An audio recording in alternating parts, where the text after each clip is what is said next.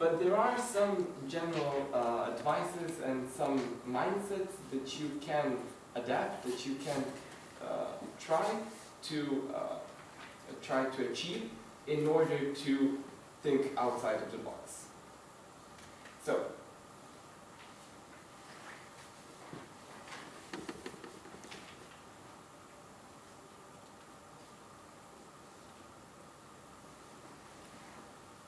something peculiar happened in a confectionery company in Barcelona.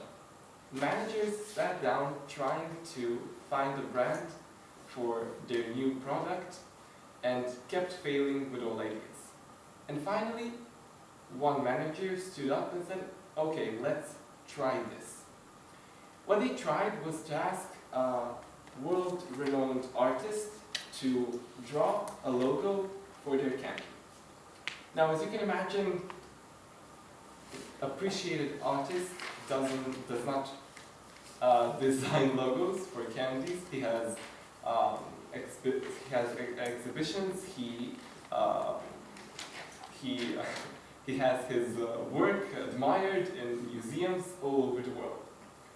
But the artist they asked for help was thinking a bit differently. I'm talking about the company T4T, who is famous for their lollipops, and the artist who designed the logo for T4T is actually Salvador Dali. He did it when he was at his peak. He was known all over the world as an artist, as a genius, more than an artist. And when he was approached with this idea, he thought, this is fun, I want to do this.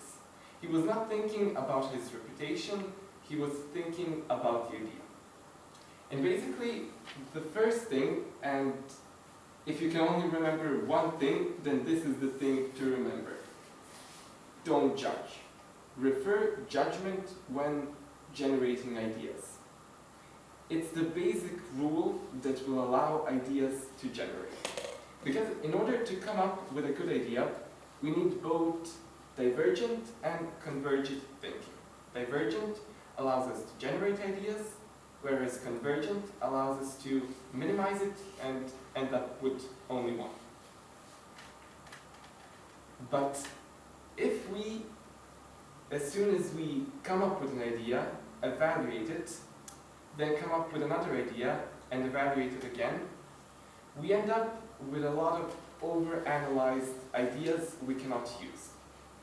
And I think we can also connect this to exactly what happened to Victoria when she was thinking. She kept overanalyzing her problem.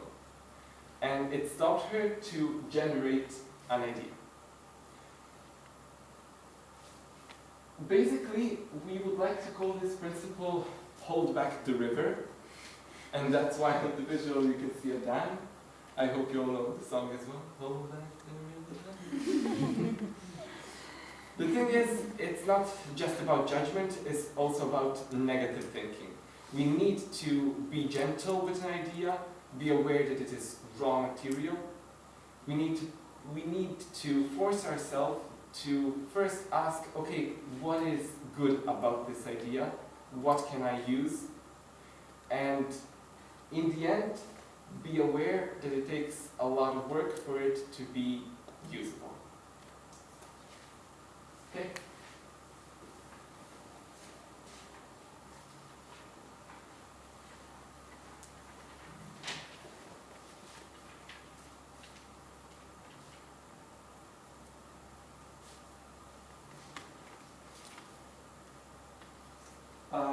What you should essentially remember about this principle, once more, I would like to emphasize it.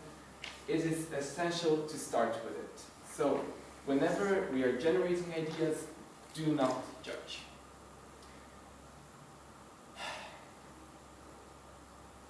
Something peculiar also happened in the Royal Albert Hall in London. As you know, the Royal Albert Hall is one of the most famous concert halls in the world. For a regular concert there, we have people who have flew and crossed thousands of miles just to be there, just to listen to these artists. On one of those remarkable shows, an artist stepped out on the scene, sat down at his piano, opened it, and sat silently for 4 minutes and 33 seconds. After that was done, he closed the piano and left the stage. The artist was ridiculed, he was judged, but he was also admired. And eventually, all the ridicule and judgment disappeared, and the only thing that's left for John Cage and his 4 minute and 33 seconds piece is admiration. So what did John do? John did not look at music the way everyone did. What he wanted to prove is that traffic sounds on the street are just as much as music as any of the Mozart pieces or Beethoven symphonies. He wanted to prove that silence itself is music. And basically the second principle that we should always remember is test our assumptions. Every day we make assumptions about everyday life, about everything that we do. For example, I speak, you nod, and I assume that you understand. Exactly. But if we want to think creatively, if we want to truly step out of our box, we have to test each and every of these assumptions. We have to take what's familiar and make it strange. So, once more, question everything, and the second principle, trust no one. So for this principle, we will do an activity. We will be divided in 2 teams. So let's say, okay, the half and the half. Okay. What do we want for you to do for this task? We will give you an object. We will give you an object, and we want to think about different ways to use it. Brainstorm.